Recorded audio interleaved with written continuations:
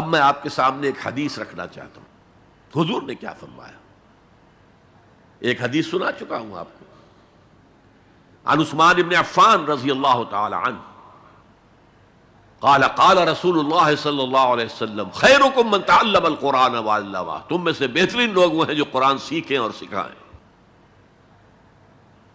یہ حدیث بڑی عجیب ہے، یہ ترمذی میں بھی ہے اور دارمی میں ہے، اور اس کے راوی حضرت علی ہیں رضی اللہ تعالی عنہ۔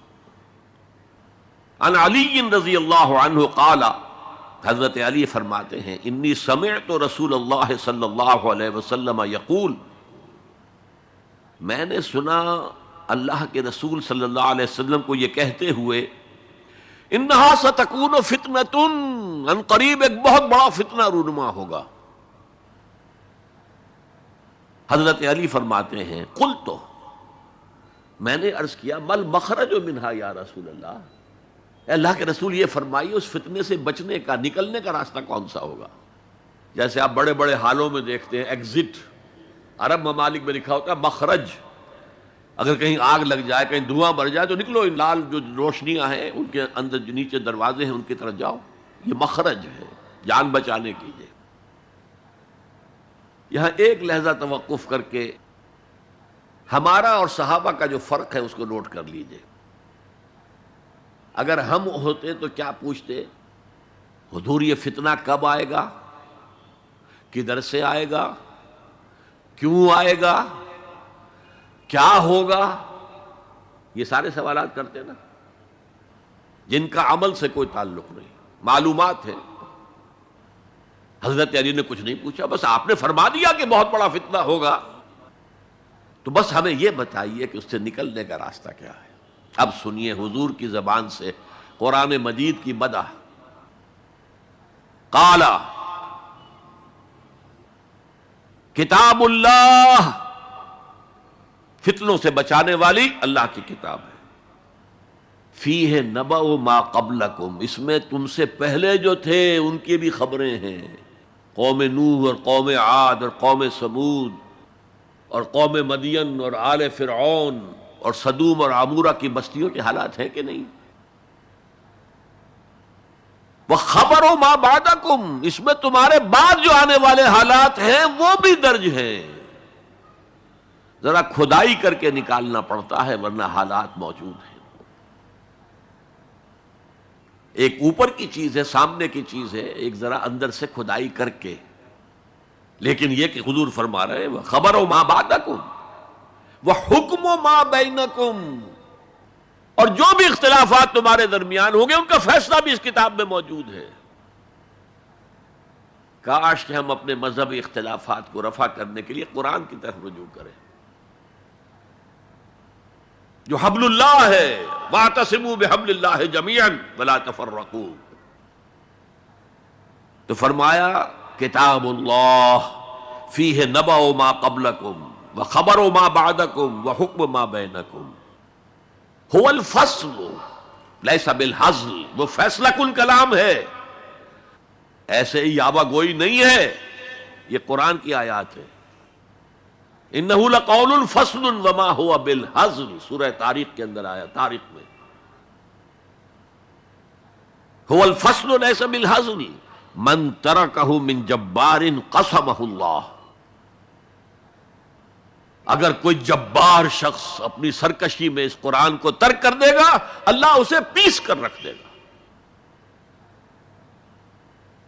وَمَنِ ابْتَغَى الْهُدَى فِي غَيْرِهِ أَضَلَّهُ اللَّهُ، اور جو کوئی ہدایت حاصل کرنا چاہے گا قرآن کے سوا کسی اور چیز سے، اللہ اسے لازماً گمراہ کرے گا۔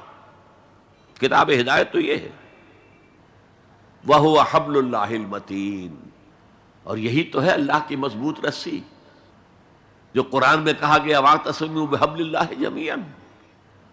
میں نے ایک موقع پر اس آیت کا استہزاء کرتے ہوئے سنا تھا پاکستان کے شہر لاہور میں، جب 1973 یا 74 میں عالم اسلام کی سمٹ کانفرنس ہوئی تھی لاہور میں، تو یہ آیت وَاعْتَصِمُوا بِحَبْلِ اللَّهِ ہر ٹیکسی کے اوپر، ہر رکشہ کے پیچھے لکھی ہوئی ہوتی تھی، اور وہ اس کے بینر لگے ہوئے تھے۔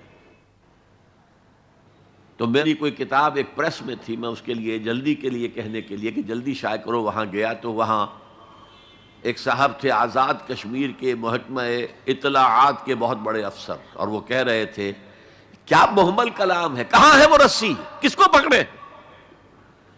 انا للہ و انا الیہ راجعون۔ حضور فرما رہے ہیں هو حبل اللہ المتین، یہ ہے رسی اللہ کی۔ ایک حدیث میں آتا ہے القرآن حبل اللہ الممدود من السماء الى الارض، یہ اللہ کی رسی ہے جو آسمان سے زمین تک تنی ہوئی ہے۔ ایک اور حدیث بہت پیاری ہے، میں آپ کو بتائے بغیر نہیں رہ سکتا۔ حضور اپنے حجرے سے برآمد ہوئے تو آپ نے دیکھا مسجد نبوی کے کونے میں صحابہ بیٹھے ہیں، قرآن کا مذاکرہ کر رہے ہیں۔ مذاکرہ ایک ہوتا ہے درس، ایک شخص بول رہا ہے دوسرے سن رہے ہیں، یہ نہیں، مذاکرہ آپس میں۔ حضور کے چہرے پر بشاشت کے آثار ظاہر ہوئے، آپ چل کر آئے، آپ نے ایک سوال کیا عجیب، الستم تشہدون، کیا آپ لوگ اس کی گواہی نہیں دیتے اللہ الہ الا اللہ وانی رسول اللہ ہے وہذا القرآن جاء من عند اللہ، کیا آپ لوگ اس کی گواہی نہیں دیتے کہ اللہ کے سوا کوئی معبود نہیں اور میں اللہ کا رسول ہوں اور یہ قرآن اللہ کے پاس سے آیا ہے؟ جواب کیا تھا؟ بلا یا رسول اللہ، بلا یا رسول اللہ، بلا یا رسول اللہ، اللہ کے رسول کیوں نہیں، ہم گواہی دیتے ہیں۔ اب فرمایا جس کے لیے میں نے یہ حدیث سنائی، فاستبشروا، خوشیاں مناؤ، جیسے ہم نے دوسرا جو تھا سورہ یونس کی آیات فَبِذَلِكَ فَلْيَفْرَحُوا، خوشیاں مناؤ، جشن مناؤ اس قرآن پر، فاستبشروا، تو بشارتیں حاصل کرو، فَإِنَّ هَذَا الْقُرْآنَ طَرَفُهُ بِأَيْدِيكُمْ وَطَرَفُهُ بِيَدِ اللَّهِ، اس قرآن کا ایک سرا تمہارے ہاتھ میں، ایک سرا اللہ کے ہاتھ میں۔ تو فرمایا هو الذکر الحکیم، جو قرآن کہتا ہے ذکر کرو، ذکر کرو، کھڑے بیٹھے، سب سے بڑا ذکر قرآن ہے۔ ہم بیٹھ کر ضربیں لگا رہے ہیں، پتہ نہیں کیا کرتے ہیں، کوئی وظائف پڑھ رہا ہے، سب سے بڑا ذکر جسے قرآن الذکر کہتا ہے، انا نحن نزلنا الذکر وانا لہ لحافظون، دی ذکر وہ قرآن ہے، هو الذکر الحکیم وہو الصراط المستقیم۔ اور تم نماز کی ہر رکعت میں کہتے ہو اہدنا الصراط المستقیم، وہ صراط مستقیم تو اللہ نے تمہیں دے دیا ہے، یہ قرآن ہی تو ہے صراط المستقیم۔ پھر دیکھیے اس میں وہ قرآن مجید کا انداز ہے، دو دو تین تین آیات ایک طرح سے قوافی کے ساتھ آ رہی ہے۔ هو الذی لا تزیغ بہ الاہواء، یہ وہ شے ہے کہ جس کے ہوتے ہوئے خواہش نفس آپ کو کج نہیں ہونے دے گی، زیغ نہیں آئے گا اس کے ساتھ، اس کے ہوتے ہوئے کبھی کجی نہیں آئے گی تمہارے اندر۔ ولا تلتبس بہ الالسنہ، زبانیں التباس نہیں پیدا کر سکیں گی، قرآن جو ہے اپنی حفاظت خود کرتا ہے۔ ذرا سی الفاظ کی شکل موڑ دی، رائنا کی بجائے رائنا کہہ دیا، قرآن پر ایسا کوئی حملہ نہیں ہو سکتا۔ لا یاتیہ الباطل من بین یدیہ ولا من خلفہ، اس پر باطل حملہ آور ہو ہی نہیں سکتا، نہ سامنے سے نہ پیچھے سے۔ ولا یشبع منہ العلماء، علماء اس قرآن سے کبھی سیری محسوس نہیں کریں گے، کبھی بھی یہ محسوس نہیں کریں گے کہ بس قرآن سے جو لینا تھا ہم نے لے لیا، اب کچھ نہیں رہا۔ پڑھتے رہیں گے، پڑھتے رہیں گے، پڑھتے رہیں گے، معلوم ہوگا ہر مرتبہ کوئی نئی چیز آ رہی ہے۔ ولا یشبع منہ العلماء، سیری نہیں ہوگی، جیسے آپ کے سامنے آپ نے کھانا کھایا، پیٹ بھر گیا، اب وہ کوئی کہہ بھائی تھوڑا سا یہ، نہیں بھائی نہیں، میرا پیٹ بھر چکا ہے، سیر ہو گئے نا۔ قرآن سے آپ کبھی سیر نہیں ہو سکیں گے۔ ولا یخلق عن کثرت الرد، بار بار کے پڑھنے سے اس پر کوئی باسی پن طاری نہیں ہوگا۔ کوئی اور کتاب دنیا میں ایسی نہیں ہے، ایک دفعہ پڑھ لی، دو دفعہ پڑھ لی، پھر تیسری دفعہ ہاتھ لگانے کو جی نہیں چاہتا، پڑھنے کو جی نہیں چاہتا، سوال ہی پیدا نہیں۔ یہ وہ ہے، پڑھتے رہو گے، پڑھتے رہو گے، اس پر کوئی باسی پن طاری نہیں ہوگا۔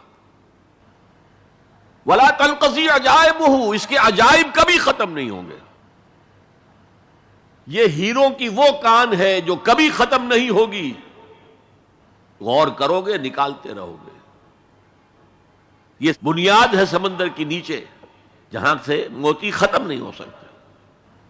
بڑی سے بڑی کان ہیروں کی ایک وقت آتا ہے کہ ختم ہو گئے، ہیرے جو تھے نکالنے تھے نکال لیے. نہیں، لا تنقضی عجائبہ هو الذی لن تنتہی الجن اذ سمعتہ حتی قالوا انا سمعنا قرآنا عجبا یہدی الی الرشد فآمنا بہ. یہ وہ کتاب ہے جسے جیسے ہی جنوں نے سنا فوراً کہا ہم نے آج ایک بہت عمدہ کلام سنا ہے، کتاب سنی ہے، تو ہم تو ایمان لے آئے. ایک دفعہ سنا ہے اور وہ دائی بن کر چلے گئے. یا قومنا اجیبوا داعی اللہ، اے ہماری قوم کے لوگوں اس اللہ کی طرف پکارنے والے کی آواز پر لبیک کہو. جنات کا عالم یہ ہے، ہمارا عالم کیا ہے؟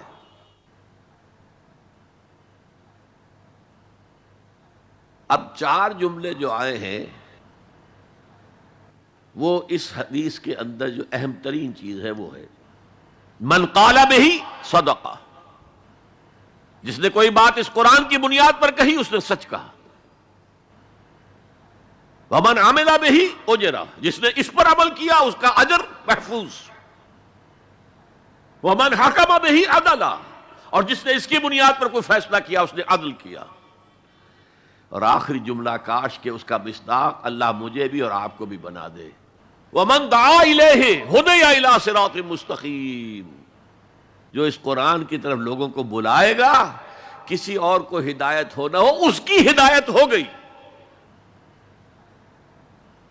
یہ حدیث ترمذی اور دارمی کی ہے، لیکن اسی حدیث کا ایک ورژن وہ ہے جو طبرانی کی معجم کبیر میں آیا ہے، اور اس میں یہ یوں آئی ہے حضرت جبرائیل نے حضور سے کہا یا محمد صلی اللہ علیہ وسلم امتک بعدک، آپ کے بعد آپ کی امت کا کیا حال ہوگا، کون سہارا ہوگا؟ حضور نے فرمایا مل مخرج منہا یا جبرائیل، اے جبرائیل تم ہی بتاؤ اس مسئلے کا حل کیا ہے، نکلنے کا راستہ کون سا ہے؟ تب حضرت جبرائیل نے یہ ساری حدیث پڑھی. گویا کہ اس کے راوی اول حضرت جبرائیل ہیں، راوی ثانی حضور ہیں، راوی ثالث حضرت علی ہیں رضی اللہ تعالی عنہ.